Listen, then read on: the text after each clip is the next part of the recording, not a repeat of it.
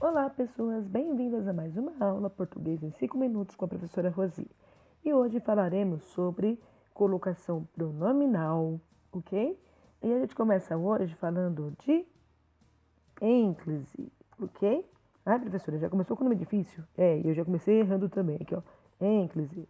Tá? Gente, o que é isso? O que é colocação pronominal? E o que é ênclise, né? Vamos saber o que é isso?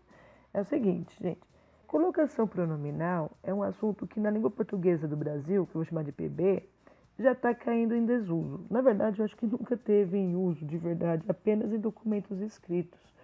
Tá? E é por causa deles que eu estou dando essa aula. Porque na oralidade a gente evita isso daqui, né? A gente prefere uma outra espécie de colocação pronominal. E essa questão da ênclise, ela acaba ficando um pouco mais restrita no português de Portugal. Mas, professora, o que você está falando? Eu estou falando dos pronomes me, te, se, o, a, lhe, nos, vos, e repete, se, os, as, lhes. Por quê? Esses pronomes, eles costumam vir sempre junto dos verbos, tá? Então, por exemplo, eu vou usar o verbo avisar, avise, né? Então, o que acontece? Eu quero que você avise para mim alguma coisa. Então, eu vou falar me avise, né? Ou avise-me. Então, isso aqui, gente, que eu acabei de mostrar, que é a colocação pronominal. Onde eu vou colocar esse pronome, que é chamado de pronomes oblíquos átonos, né? Antes do verbo ou depois do verbo? E antes do verbo ou depois, isso tem um nome, tá? Aqui no caso, ênclise é este caso aqui, quando o pronome vem depois do verbo. E o me, aqui nesse caso que vem antes do verbo, eu vou chamar de próclise. Tudo bem? Nossa, professora, que palavrões? Eu sei. Por isso que a gente está evitando um pouco. Só que em documentos administrativos, em documentos advocatícios, até na Bíblia, a gente vê ainda esses usos. Então, precisa fazer corretamente, tá? Para a gente, a colocação desses pronomes está virando algo meio imposto. Porque no Brasil, a gente dá muito mais preferência, sempre deu, desde o século XVIII, já fiz um trabalho sobre isso, que nós temos aí uma linguagem mais proclítica, a gente prefere usar isso daqui. E isso tem a ver com uma questão de pronúncia, tá? Porque no português de Portugal, eles têm uma pronúncia diferente da gente. Então, quando eles colocam a ênclise, eles estão realmente assumindo o papel verdadeiro desse pronome. Por quê? O nome desse pronome, como eu disse, é átono, ou seja, ele, em Portugal pelo menos, não tem tonicidade.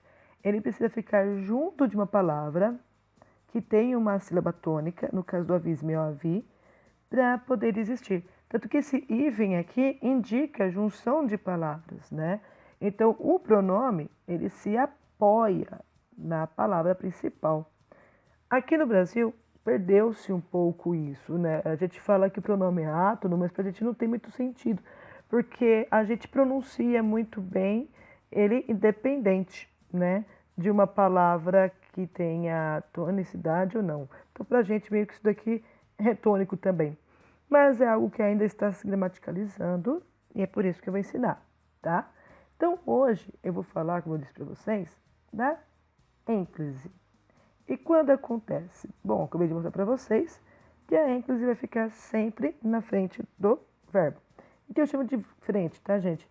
Porque a língua, né, a escrita a gente faz da esquerda para a direita, né?